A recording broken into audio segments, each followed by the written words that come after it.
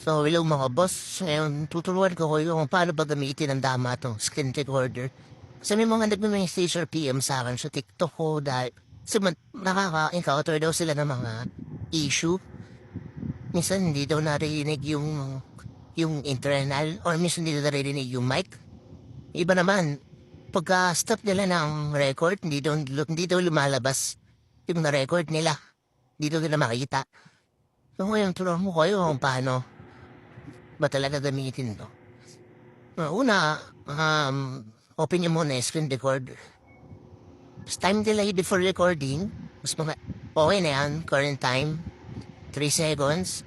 Ibig sabihin, pag-play nyo, may countdown siya na 3 seconds bago siya mag-record. So sa recording engine naman, kung laro yung nyo, ite-record nyo, mas okay itong high frame rate, advanced engine 2. Sa Magic Button, wala na akong binago dyan. Pero kung gusto nyo yung merong icon sa gilid, on nyo itong show Magic Button. Yan, on yan. Pero ako sa'yo, yan kasi sa laban yun eh. Sa stop options naman, ang in-off ko lang dito, yung stop recording on screen off. On nyo lang yung gitna. Tapos, yung post recording when the screen off, hindi ko na ilan yan. File name format, depende sa inyo kung ano mas prefer nyo. Pero ang pinili ko dito is yung months, days, tsaka years. Kasi ayun yung common. The resolution, depende to sa device nyo, mga boss. Pero ang recommended ko sa inyo, kung hindi nyo pa masyadong na-expert tong screen recorder na to, mag-rely kayo sa 16720 ito. Yan.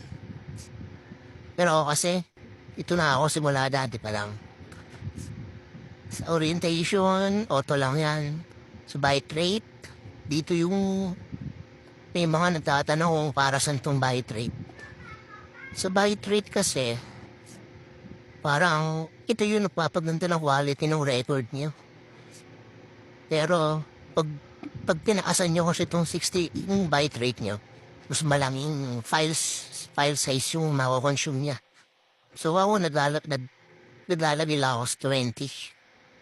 Frame rate, kung 20 FPS, syempre, para smooth. Medyo encoder, agad niya lang yan, di ko na pinago yan. Default audio, pwede nyo on yan. Pag naka-on yan, ayun yung matirinig niyo yung mic, kinukampi nyo. Lalo kung naglalaro kayo. Audio byte rate, set nyo lang yan sa pinakamataas. Audio sample rate, pinakamataas lang din. Audio channel, naka-default na yan sa mono. Hindi, audio source. Pag internal yung ginamit niyo, ang maririnig lang dyan yung sounds ng bialaro nyo. Tapos, pagka sa mic naman, mic lang din ang maririnig, hindi maririnig yung sa laro. Tapos, pag voice performance naman, parang both sila. Nare-record yung mic mo, at the same time, nare-record din yung internal sound mo. Pero, mas maganda yung quality ng voice. So ako, hindi naman ako nag-record ng voice. So, yeah, nabi po rin sa internal. Kasi pang ano lang naman. Pang upload lang naman.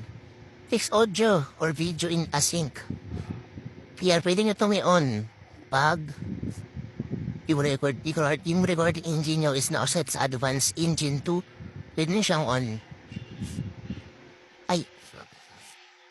On yan. Show touches. Hindi naman masyadong importante to. Ginagamit lang naman to pag mga tutorial. Dahil tulad na yun, not show touches ako kasi.